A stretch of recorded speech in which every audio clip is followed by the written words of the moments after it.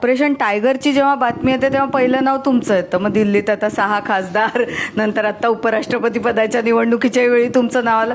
ते खरंच शिंदे गटाकडून फोन येत असतात तुम्हाला? शिंदे साहेबांचा फोन येत असतो की काय? म्हणजे काय होतंय नक्की त्या ऑपरेशन टायगरमध्ये?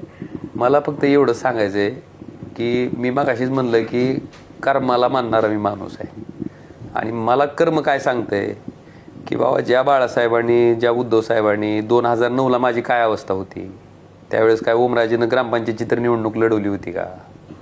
ओमराजे काय नोंद चेहरा होता का त्या दिवशी? 2009चा काळ आठवा की. त्या दिवशी बाळासाहेबांनी, उद्धव साहेबांनी मला विधानसभेची उमेदवारी दिली. मी ज्या कारणासाठी ह्या क्षेत्रात पाऊल उचललं होतं ती संधी मला पहिल्यांदा कोणी दिली? ह्यांनीच दिली.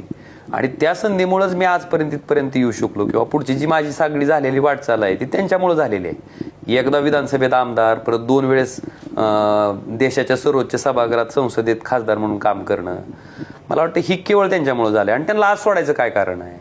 आपल्या स्वार्थासाठी की मला काहीतरी मिळतंय, मला पोझिशन मिळेल, मला पैसे मिळतील, ह्या भावनेसाठी सोडून लोकांची नजर मी मिळवू शकत नाही पुन्हा.